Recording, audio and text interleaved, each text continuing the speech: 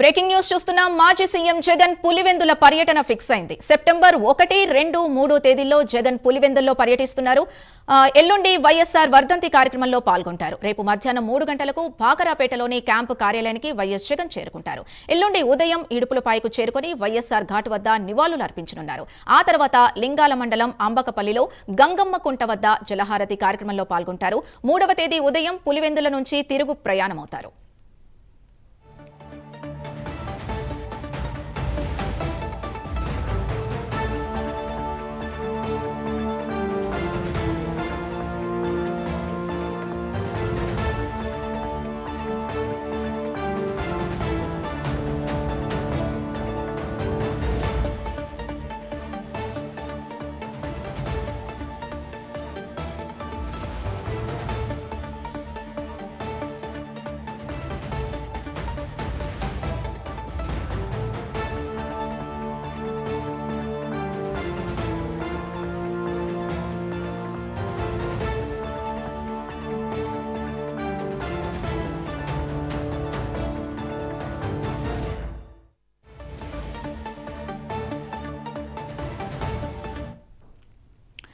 మాజీ సీఎం జగన్ పులివెందుల పర్యటన ఫిక్స్ అయింది. సెప్టెంబర్ 1, 2, 3 తేదీల్లో జగన్ పులివెందుల్లో పర్యటించనున్నారు. ఎల్లుండి వైఎస్ఆర్ వర్ధంతి కార్యక్రమంలో పాల్గొంటారు.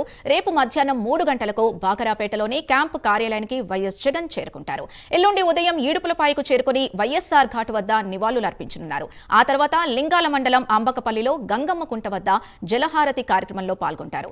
3వ తేదీ ఉదయం పులివెందుల నుంచి తిరుగు ప్రయాణమవుతారు. ఇక ఇదే అంశానికి సంబంధించి పూర్తి డీటెయిల్స్ మా ప్రతినిధి సుధీర్ అందిస్తారు. సుధీర్.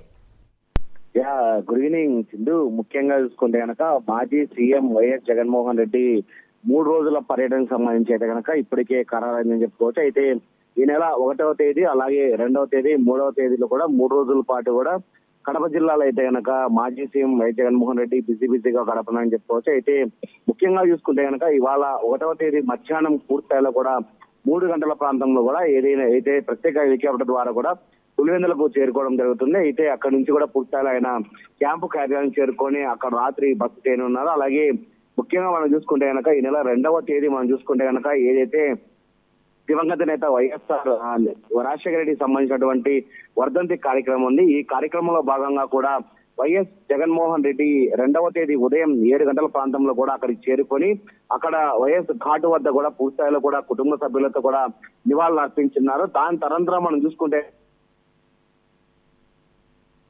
లింగాల మండలంలో ఉన్నటువంటి అబకంపల్లికి చేరుకొని గంగమ్మ పుట్ట వద్ద కూడా పూర్తిస్థాయిలో కూడా జలహారతి కార్యక్రమంలో పాల్గొంటారు. అయితే ముఖ్యంగా అక్కడ కొంతమంది స్థానిక వైఎస్ఆర్ కాంగ్రెస్ పార్టీకి చెందిన నేతలతో కూడా ఆయన అయితే కనుక సమావేశం నిర్వహించున్నారు. దాని తరంతరం కూడా ఆయన పులివెందులకు చేరుకొని పులివెందుల్లో అయితే కనుక పూర్తిస్థాయిలో ప్రజా దర్బార్ కార్యక్రమం కూడా నిర్వహించున్నారు. అయితే ముఖ్యంగా వైఎస్ జగన్మోహన్ రెడ్డి 3 నెలలకు ఒకసారి ఇక్కడ రావడంతో కూడా ప్రజలందరూ కూడా సమస్య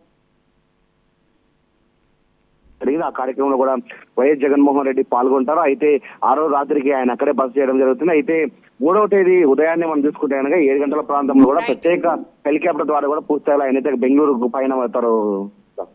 రైట్, థ్యాంక్ యూ సుధీర్.